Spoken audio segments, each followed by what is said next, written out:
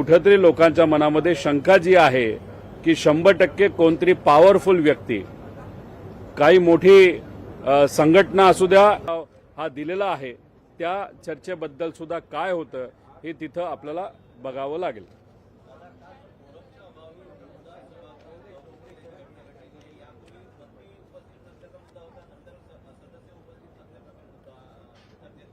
विषय असाच आहे की या अधिवेशनामध्ये ज्या पद्धतीने काही महत्त्वाच्या मुद्द्यांवर चर्चा व्हायला पाहिजे ती चर्चा होत नाहीये, आणि मग ती चर्चा त्या पद्धतीची होत नसल्यामुळे कदाचित आमदारांना इथं येऊन चर्चा करण्यामध्ये रसच राहिलेला नाही.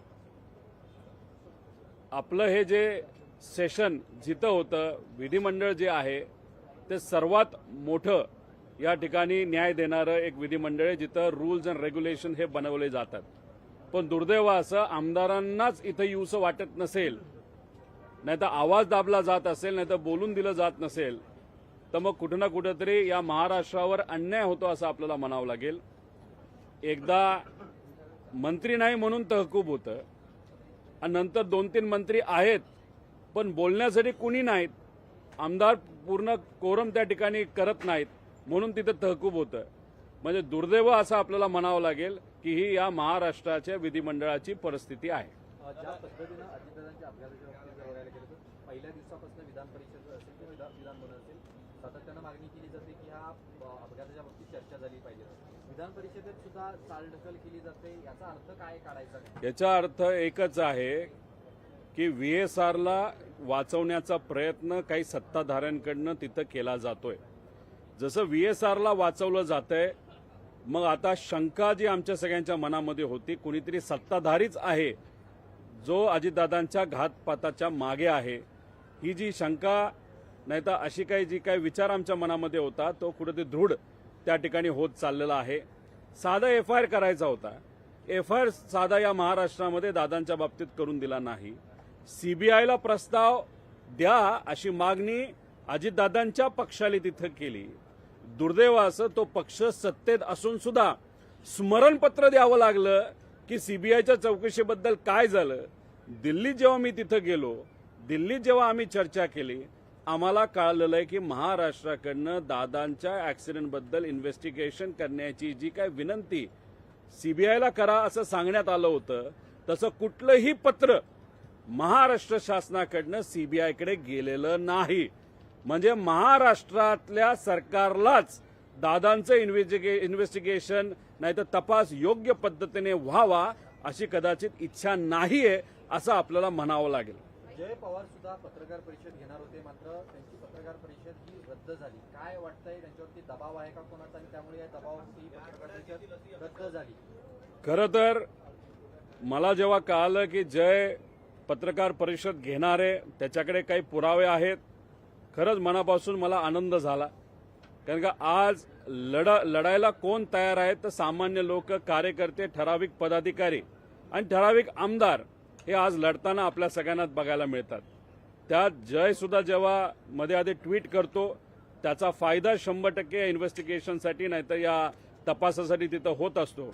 आणि मग जय जेव्हा पत्रकार परिषद घेणार हे मला कळालं, मला नक्कीच त्याचा आनंद त्या ठिकाणी झाला होता. पण मग नंतर ती पत्रकार परिषद का कॅन्सल झाली, त्याच्यावर कोणाचा दबाव होता का अजून काय त्याच्याकडे माहिती येते, हे खरं तर तोच त्या ठिकाणी सांगू शकतो. पण या आठवड्यात ती प्रेस कॉन्फरन्स होणार आहे असं स्वतः जयली जर सांगितलं असेल तर 100% या आठवड्यात ती प्रेस कॉन्फरन्स होईल. आणि मग तो काय इन्फॉर्मेशन पुढे आणतो हे आपल्याला बघावं लागेल. आणि त्याची प्रेस कॉन्फरन्स झाल्यानंतर माझी शेवटची जी प्रेस कॉन्फरन्स असेल या बाबतीतली त्या ठिकाणी मी मुंबईमध्ये 100% घेईल. तुमची कधीपर्यंत पत्रकार परिषद? जयची पत्रकार परिषद झाली की थोड्या दिवसानंतर मी सुद्धा त्या बाबतीतली पत्रकार परिषद घेणार आहे.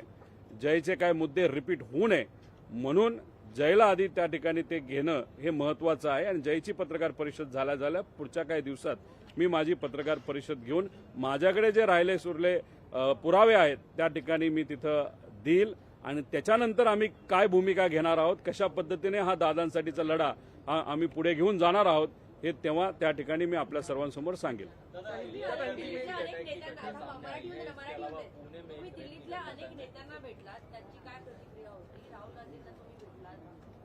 राहुल गांधीजींना जेव्हा भेटलो त्यावेळी ते सुद्धा आम्हाला या बाबतीत मदत करत आहेत. पुढच्या काही दिवसामध्ये या बाबतीतलं स्पष्टपणे मी तुम्हाला सांगेलच. पण त्यांचं जे कार्यालय आहे सातत्याने माझ्या संपर्कात आहे आणि मग नक्कीच येत्या काळामध्ये त्यांच्याकडनं आम्हाला सहकार्य होईल असं तिथं आम्हाला वाटतं. त्याच्याचबरोबर आपण तेजस्वी यादव साहेबांचा जो पक्ष आहे त्याचे जे खासदार आहेत जहा साहेब त्यांनी तिथं मुद्दा मांडलेला आपण सर्वांनी तिथं बघितला, ज्याला उत्तर जे राममोहन नायडू आहेत थातूर मातूर त्या ठिकाणी दिलेलं आहे. अतिशय म्हणजे काहीच उत्तर दिलं नाही असं आपलं तिथं म्हणावं लागेल. शेवटी VSR बरोबर त्यांचे आर्थिक आणि व्यक्तिगत संबंध असल्यामुळे ते सुद्धा मंत्री असताना सुद्धा या नेत्याला बाजूला सारून VSRला वाचवण्याचा प्रयत्न करत आहे, हे आपल्याला काल परवा सिद्ध झालं. त्याच्याचबरोबर सावंत साहेब जे आहेत उद्धव ठाकरे साहेबांची शिवसेना, त्याच्याचबरोबर राऊत साहेब आहेत, यांनी सुद्धा तिथं बोलण्याचा प्रयत्न केला. त्यांना तिथं बोलून दिलं नाही. आमच्या पक्षातल्या सुद्धा आमदारांनी तिथं 0 आवरची चर्चा लावण्याचा प्रयत्न तिथं केलेला आहे. होम डिपार्टमेंटच्या अंतर्गत त्यांना काही मुद्दे मांडायचे आहेत, पण तो विषय कुठेच चर्चेत येत नाही, हे आपलं दुर्दैव त्या ठिकाणी म्हणावं लागेल. पण खासदार आपापल्या लेवलला त्या ठिकाणी बोलत आहेत आणि आमदार म्हणून आम्ही सुद्धा इच्छा व्यक्त करतोय की अधिवेशनात सेशनमध्ये बोलता यावं. पण अपर हाऊस आणि लोअर हाऊस या दोन्हीकडे आम्हाला तिथं बोलून दिलं जात नाही, हे दुर्दैवी आहे. म्हणजे दादा हे सत्तेत होते, दादा एक मोठे नेते होते, उपमुख्यमंत्री होते आणि त्यांचा ऍक्सिडेंट होऊन त्यात त्यांचा दुर्दैवी मृत्यू झाला आणि त्या बाबतीतलीच चर्चा जर सेशनमध्ये होत नसेल तर मग आपल्याला एकच समजावं लागेल, कोणतरी पॉवरफुल व्यक्ती हा सत्ताधारी आहे आणि सत्ताधारी असल्यामुळे त्याला या बाबतीतली चर्चा नको. नाहीतर उद्या जाऊन अधिवेशनामध्येच जर खऱ्या गोष्टी बाहेर आल्या तर मग काही मोठ्या नेत्यांना अडचण होऊ शकते, असं कुठेतरी आता आम्हाला वाटायला लागलेलं आहे. जिस तरह से देखा गया है कि एसिड अटैक का मामला सामने आया है, इसके अलावा पुणे में अहिल्यानगर में एसिड अटैक का मामला सामने आया है, पुणे में रेप का मामला सामने आया है. अब महिलाओं को लेकर किस तरह की कानून व्यवस्था देखते हैं? अगर आप देखो हर वक्त ये विषय महाराष्ट्र में चर्चा में आ रहा है. अनफॉर्चुनेट घटनाएं महाराष्ट्र में होती हुई हम सब देख सकते हैं, जिसमें एक्सीडेंट अटैक हो या वहाँ पे रेप हो या विनय भंग हो. उसी के साथ अगर आप देखो तो लड़कियां गुम होने का परसेंटेज हो जो सबसे ज़्यादा इस दुनिया भारत में अगर कहाँ पे होगा तो इस महाराष्ट्र में है. लेकिन इस बारे में महाराष्ट्र सरकार के माध्यम से कोई भी वहाँ पे स्टेप नहीं ली जा रही, तो ये बहुत चिंता करने वाली बात है. उसी के साथ ये जो शक्ति कायदा था जो महाविकास आघाड़ी ने वहाँ पे प्रस्तुत किया था और केंद्र सरकार को भी भेजा था, लेकिन केंद्र सरकार ने वापस वो कायदा महाराष्ट्र सरकार को वैसे ही विदाउट साइनिंग भेजा है, सिर्फ बहुत छोटी त्रुटि के कारण. लेकिन वो भेजा हुआ 3 साल हो गए, अभी तक राज्य सरकार ने उसके बारे में कुछ भी नहीं वहाँ पे किया. तो ये जो चीज़ें हैं बहुत गलत है. होम डिपार्टमेंट के माध्यम से जिस तरीके से काम होना चाहिए वो हो नहीं रहा.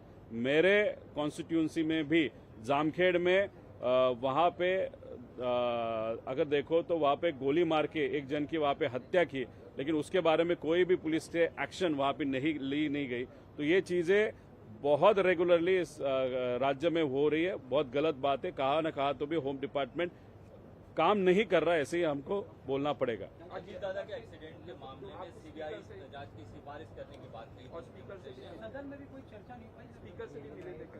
देखो कल मैं खुद महाराष्ट्र के विधानसभा के जो स्पीकर है उनसे मैं मिला. उनको मैंने बोला कि मैंने बहुत अलग अलग विषय के माध्यम से, जैसे लक्षवेदी हो या कोई और माध्यम हो, तो उसके माध्यम से ये चर्चा हो, इसके लिए मैं खुद, उसी के साथ मेरे जो पक्ष के नेता है वो भी, और जो अपर हाउस है उसमें भी शशिकांत शिंदे जी हो या अमोल मिटकरी, वो अपने अपने लेवल पे वहाँ पे प्रयास कर रहे हैं कि इस बारे में चर्चा सेशन में हो. लेकिन अनफॉर्चुनेटली ये विषय चर्चे में जानबूझ के वहाँ पे लाया नहीं जा रहा है, ऐसे हम सबका कहना है.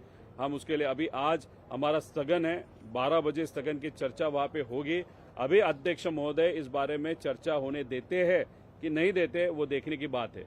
उसी के साथ अगर आप देखो 26 दिन पहले अजीत दादा का जो पक्ष है, उनके जो नेता है, वो देवेंद्र फडणवीस साहब से मिले और उन्होंने विनती की थी कि ये जो इन्वेस्टिगेशन है वो CBI को दिया जाए.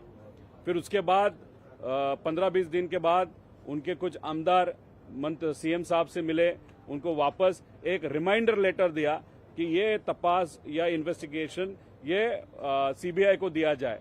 मतलब सरकार में लोग जो है उनको ही रिमाइंडर लेटर वहाँ पे देने की वहाँ पे नौबत आती है. उसी के साथ जब मैं दिल्ली गया था, दिल्ली से लोगों से बातचीत की, वहां पे मुझे पता चला महाराष्ट्र सरकार ने अभी तक कोई भी प्रस्ताव ये सीबीआई को वहां पे दिया नहीं गया। तो ये जो क्रिमिनल इन्वेस्टिगेशन जो सीबीआई करती है, वो क्रिमिनल इन्वेस्टिगेशन वीएसआर और अजीत दादा के एक्सीडेंट में न हो, ऐसी कोशिश कोई तो सत्ताधारी व्यक्ति की, नेता की है, ऐसे यहाँ पे सिद्ध होता है।